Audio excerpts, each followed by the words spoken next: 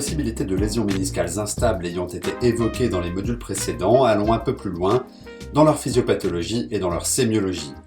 Une lésion méniscale instable est à l'origine de la libération d'un fragment mobile résultant volontiers de la séparation du bord libre du reste du ménisque.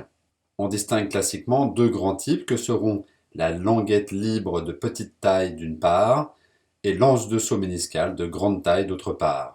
Commençons par illustrer la languette libre. Elle résulte de l'association de deux orientations de traits. Si l'on observe cette fissuration radiaire, elle est probablement à ce stade relativement stable. Dès lors que la fissuration va tourner, elle va effectivement détacher un fragment méniscal ou une languette méniscale qui sera à même de se déplacer au sein de l'articulation comme nous allons le voir. De la même manière, une fissuration qui pourrait être longitudinale et verticale peut se compliquer d'un refend qui libérera alors deux languettes éventuelles. Le déplacement de ces fragments méniscaux au sein de l'articulation est à l'origine de douleurs, mais également de phénomènes mécaniques à type de blocage lorsqu'en flexion-extension, ces petits fragments viennent s'incarcérer entre les deux surfaces articulaires. Bien entendu, le ménisque ne jouant plus son rôle de coussinet d'amortissement efficace, eh bien, ces fissurations complexes sont souvent associées à l'évolution vers la chondropathie. On distingue donc ces petites languettes libres des volumineuses anses de saut qui, elles, résulteront d'une fissuration extensive d'arrière en avant de notre ménisque, fissuration qui est souvent verticale et qui libérera la totalité de notre bord libre du ménisque qui pourra alors se déplacer à la manière d'une anse de saut pour s'incarcérer au sein de la fosse intercondylaire sous le plan du ligament croisé postérieur comme nous le verrons. Van de Berg a notamment défini ce qu'était une fissuration à risque de libérer un fragment instable. Il s'agit en premier lieu d'une fissuration comportant plusieurs plans, c'est-à-dire une fissuration complexe bien évidemment. Le deuxième facteur de risque, c'est la visibilité sur trois coupes contiguës d'une fissuration témoignant de son extension dans l'épaisseur de notre ménisque. Illustration par ce patient, corne antérieure du ménisque latéral, la fissuration radiaire est vue sous forme de cette fente en hypersignal T2. La fente est encore visible sur la coupe adjacente, tandis qu'un fragment de bord libre est manifestement déplacé dans la portion centrale de l'interligne articulaire. Sur la troisième coupe, vous voyez encore cette fente sous forme d'amputation du bord libre du ménisque, tandis que notre petite languette méniscale, la pointe de cette languette, est effectivement visible dans l'interligne articulaire. Le troisième critère définissant une lésion instable, eh bien c'est par définition le déplacement d'un fragment méniscal. Nous l'évoquerons par ailleurs, mais dans ces contextes de déplacement de petites languettes méniscales, le plan axial est toujours extrêmement riche d'enseignements. Voici l'illustration que nous avions proposée préalablement, montrant une fissuration du segment moyen mais qui pourrait être antérieure. Et voici la compréhension que nous offre un plan axial qui nous montre bien la corne postérieure et les segments moyens et qui nous montre ici une amputation du bord libre du ménisque, bord libre qui s'est déplacé vers le dedans et est visible sous forme de cette petite masse. Voici la corrélation avec les vues coronales présentées précédemment qui nous illustrent encore une fois la place importante de ce plan axial dans l'évaluation des ménisques. Mais revenons à la physiopathologie de ces lésions instables. La fissuration à risque que nous avons montrée étant installée, la languette méniscale aura la capacité de se déplacer dans deux directions. La première, nous venons de la montrer, elle est centrale en direction de l'interligne articulaire fémoro-tibiale, mais également en direction de la fosse intercondylaire. La deuxième possibilité de déplacement, elle est périphérique. Il s'agira là plutôt de fissurations d'orientation relativement horizontale et qui vont libérer un fragment méniscal plutôt inférieur qui pourra se déplacer vers le dehors et aller se placer en particulier au sein des gouttières paraméniscales ou des récessis paraméniscaux inférieurs, c'est-à-dire fémorotibiaux, ou dans d'autres situations, si la fissuration rejoint la surface articulaire, le fragment se déplacera vers le récessus ou la gouttière paraméniscale supérieure. Commençons par illustrer les fissurations avec languette de déplacement central. Et disons-le tout de suite, il existe en particulier au ménisque médial deux vedettes. D'une part, la fissuration instable de la corne postérieure qui déplacera une languette au contact du ligament croisé postérieur. C'est une situation extrêmement fréquente rencontrée dans 2/3 des fissurations instables du ménisque médial, l'autre vedette étant la petite fissuration radiaire au contact de la corne antérieure avec, là encore, déplacement central du ménisque retrouvé en imagerie.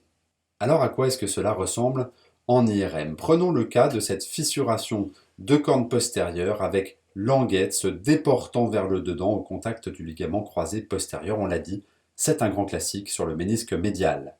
Commençons par une coupe coronale très postérieure qui enfile la corne postérieure du ménisque, puis déplaçons-nous vers l'avant.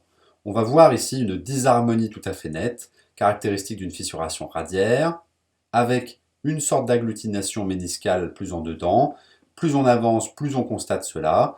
On est sorti du ménisque, mais il existe bien, toujours sous le ligament croisé postérieur et dans l'interligne articulaire, un fragment tout à fait ectopique et anormal que l'on va constater très loin vers le centre de l'articulation pour finir par le perdre. Cette image étant observée dans le plan coronal, bien évidemment, il faut la chercher dans les autres plans et si vous êtes un peu perspicace, dans le plan sagittal, vous observerez cette structure anormale. Bien évidemment, un ménisque malade et déplacé peut voir son signal modérément augmenter. Il peut également y avoir des artefacts ou du volume partiel. Et il faudra bien suivre la totalité des coupes pour se faire son idée et confirmer qu'un petit fragment est venu se positionner sous le ligament croisé postérieur. On notera également une certaine proximité entre ce fragment déplacé vers le dedans, de direction centrale, et la racine postérieure de ce ménisque médial. C'est quelque chose qu'on avait déjà constaté dans un plan coronal. Lorsqu'on se déplace vers le dehors, on sera sorti de cette fissuration pour retrouver un aspect normal de la corne postérieure. Comme nous vous l'avons suggéré, après avoir observé le plan coronal et sagittal, classique dans l'analyse de ces fissurations radiaires, il convient de se concentrer sur le plan axial pour chercher cette petite image. Voici 3 coupes qui passent sur les ménisques. Nous avons la chance de les voir relativement, puis remontent en direction du condyle.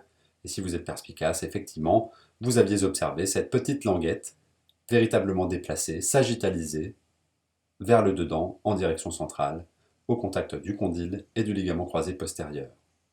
Pour terminer, disons que lorsque cette languette est de grande taille, elle a fait dire qu'elle ressemblait à un deuxième ligament croisé postérieur sous le ligament croisé postérieur natif, à la fois dans le plan coronal et dans le plan sagittal, faisant parler de double ligament croisé postérieur. Poursuivons la démonstration en parlant maintenant des fissurations instables de la corne antérieure du ménisque médial, un peu moins fréquentes que les premières, et qui vont détacher une languette dont la capacité sera de se déplacer vers le centre de l'articulation. Rappelez-vous de cette fissuration vue sur 3 coupes, à l'origine du déplacement d'un fragment vers le dedans. Voici un cas relativement identique et commençons par analyser ces coupes dans un plan coronal en partant de l'arrière vers l'avant. Nous sommes dans la portion centrale de l'articulation et nous nous déportons vers l'avant. Ce que l'on note ici, c'est une amputation du bord libre, vue sur plusieurs coupes consécutives, et qui nous fait poser question d'une éventuelle fissuration radiaire, comme nous l'avons vu dans le module consacré. On continue vers l'avant, on ne comprend pas très bien ce qui se passe ici, probablement une fissuration radiaire, en se méfiant toutefois qu'il existe un volumineux ligament interméniscal transverse dont on sait qu'il peut parfois donner des images un peu piégeuses. On va donc passer dans les plans perpendiculaires en conservant ces 2 coupes coronales pour observer d'emblée une anomalie qui doit vous sauter aux yeux au compartiment latéral. Nous sommes bien en latéral, il y a la fibula, et nous avons dit dans le module dédié à l'anatomie IRM des ménisques que la corne postérieure doit être de taille égale à sa corne antérieure. Or, chez ce patient, il saute aux yeux, en dehors de cet aspect hétérogène, qu'il existe, entre guillemets, une grosse corne antérieure. Ce signe est typique du déplacement d'une languette méniscale vers le dedans. Celle-ci s'accumulera avec la corne antérieure native.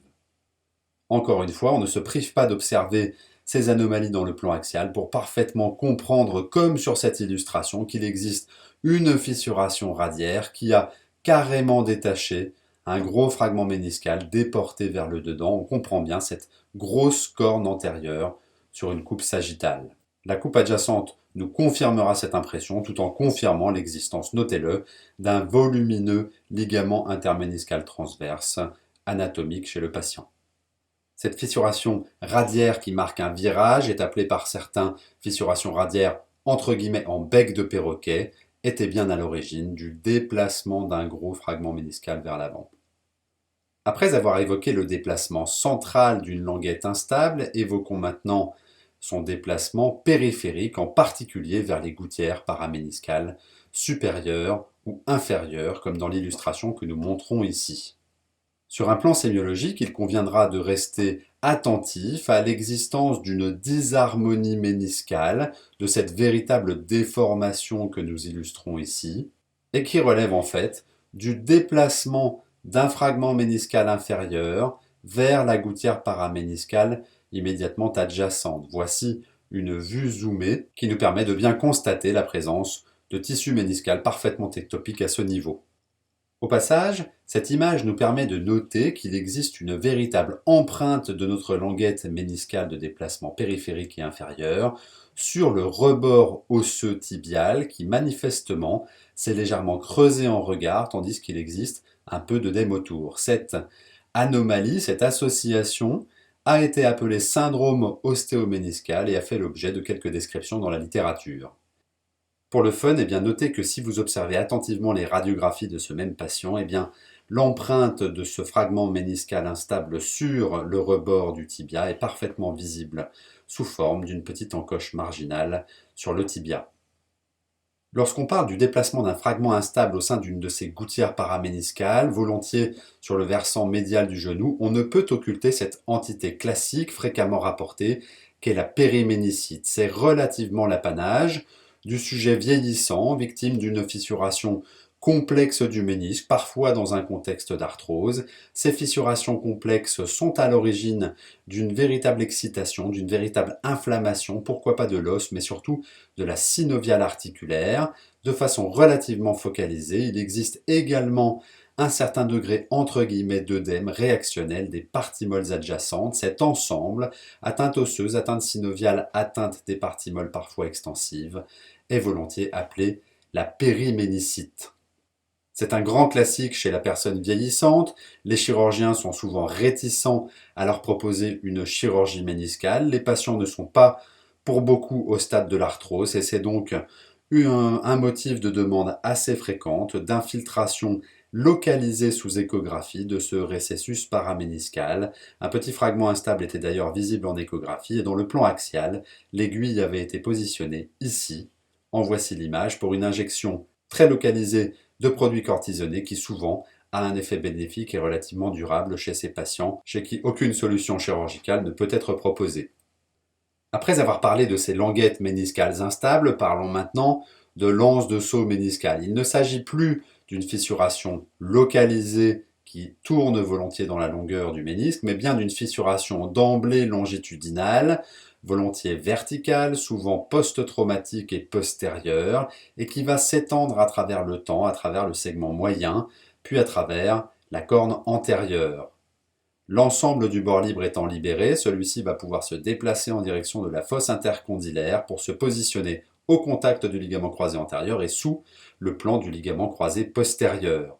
Une option existe lorsque la fissuration ne s'est pas étendue complètement vers l'avant pour que seule une moitié, volontiers postérieure du ménisque, se déplace vers le dedans. C'est ce que nous appelons personnellement une hémi-anse de saut postérieure par exemple. Alors quelle en sera la sémiologie IRM de cette anse de saut? On l'a dit, elle va venir se positionner dans un plan sagittal à la partie basse de la fosse intercondylaire. Il est donc logique que sur une vue sagittale, vous puissiez en observer tout ou partie, ici sa portion postérieure, ici sa portion antérieure, et notez d'emblée pourquoi on parle de signe du double ligament croisé postérieur, parce que cette moitié postérieure a souvent le même signal et la même orientation que le ligament croisé postérieur adjacent. Lorsqu'on observe la coupe immédiatement adjacente, on verra la portion centrale de cette anse de saut, tandis que lorsqu'on passe dans un plan coronal, c'est très logique, vous allez simplement intercepter dans son petit axe cette anse de saut pour constater qu'elle se place encore et toujours sous le ligament croisé postérieur. Dans un plan axial, sur une coupe qu'on imagine passer sur les ménisques, vous ne retrouvez pas l'élégante ombre habituelle du ménisque latéral, vous ne retrouvez qu'un résidu hétérogène de mur périphérique, tandis que l'anse de saut déplacée vers le dent est visible, elle en hyposignal un peu plus marquée. Cette sémiologie est toujours la même et disons ici que les chirurgiens aiment bien quand on leur décrit un peu la quantité de ménisques restant pour savoir s'ils auront de la substance sur laquelle réinsérer leur anse de seau lors de la chirurgie ou s'il n'existe absolument plus rien et que c'est bien sur la capsule qu'il faudra se fixer. Parlons désormais de ce que nous aimons appeler une hémi-anse de seau postérieure. On l'a dit, elle résulte d'une fissuration postérieure qui s'étend partiellement à travers le ménisque et détachera uniquement une partie de la corne postérieure et du segment moyen. On va observer dans un plan coronal notre ménisque en commençant par sa corne antérieure. Elle apparaît relativement normale. Quand on va vers l'arrière, elle apparaît quand même très présente et sur un grand nombre de coupes. Ceci est assez curieux. Quand on va vers l'arrière, le segment moyen n'est quant à lui plus visible, tandis que, encore en arrière, la corne postérieure n'est pas visible sous forme de cette espèce de moustache que nous vous avons proposée dans le module dédié à l'anatomie. Très postérieurement, on voit le tendon poplité qui croise l'articulation vers l'arrière. On peut s'interroger sur l'existence d'un résidu de ligament ménisco-fémoral qui siège comme une âme en peine à la partie postérieure de l'articulation. Ainsi, l'absence ou le défect d'une corne devra vous poser question. Pour confirmer votre impression obtenue dans le plan coronal, bien évidemment, vous observerez attentivement le plan sagittal mais également axial. Commençons par le plan sagittal. Nous retrouverons évidemment dans ce cas particulier une grosse corne antérieure qu'on comprend bien quand on voit cette vue. La totalité chez notre patient de la corne postérieure a bien basculé vers l'avant. Mais là où ça devient vraiment très élégant pour ceux qui auraient encore du mal à comprendre l'organisation de cette instabilité méniscale, c'est lorsque vous regardez votre plan axial et que vous comprenez que la corne antérieure est ici, puis que le segment moyen et la corne postérieure sont manifestement complètement déportés, réalisant ce S inversé, et sur la coupe immédiatement adjacente, eh bien vous attraperez ce qui manquait sur la première. Il s'agit bien, ici, d'une hémi-anse de seau postérieure, avec absence ou défect de la corne postérieure et grosse corne antérieure consécutive. Alors qu'en est-il du traitement de ces lésions instables? Bien, celui de l'anse de seau méniscale est facile à comprendre. Il s'agit souvent d'un contexte d'urgence parce que le patient a le genou bloqué en flexum. On demande l'IRM qui, si vous le voulez bien, est faite dans les 24 à 48 heures pour réduction de l'anse de seau sous arthroscopie, puis suture de notre bord libre qui est éluxé avec le mur périphérique résiduel. Les languettes méniscales intéressant principalement le bord libre, en zone blanche, on comprend bien que les chirurgiens sont souvent réticents à suturer ce ménisque, ceci serait voué à l'échec. C'est donc bien une régularisation qui sera proposée. Vous enlèverez la languette et vous régulariserez le bord de la fissuration pour essayer d'obtenir un ménisque le plus anatomique possible. Néanmoins, on le sait, plus il y a de perte de substance méniscale et plus il y aura de risque de surcharge articulaire avec des conséquences méniscales ou cartilagineuses. On comprend donc pourquoi les chirurgiens sont le plus conservateurs possible lors de la réalisation de ces régularisations méniscales. Sans vouloir empiéter sur le module dédié au ménisque opéré, nous ne pouvons nous empêcher de vous montrer un aspect de régularisation méniscale chez un de nos patients porteurs d'une languette instable. Voici l'aspect dans un plan coronal. Vous avez amputation par régularisation du bord libre, tandis que dans le plan axial, on voit bien la perte de substance, on voit peut-être même les petites indentations de l'instrument utilisé par le chirurgien pour réséquer ce ménisque. Au total, le premier point fort à retenir est que l'extension d'une fissuration au sein d'un ménisque, souvent avec deux plans d'orientation, peut entraîner l'instabilité d'un fragment. Le deuxième point fort à retenir est que cette instabilité est à l'origine de douleurs, mais également de blocages intermittents, lorsque les fragments méniscaux instables se déplacent au sein de l'échancrure intercondylienne ou à l'interface entre les surfaces cartilagineuses. Le troisième point fort à retenir est que le déplacement d'un fragment méniscal instable entraîne une disharmonie méniscale à reconnaître en IRM afin de décrire le plus précisément possible la lésion au chirurgien avant une chirurgie éventuelle. Dans le prochain module, nous nous intéresserons à l'intérêt du plan axial dans l'analyse des ménisques. Je vous remercie de votre attention.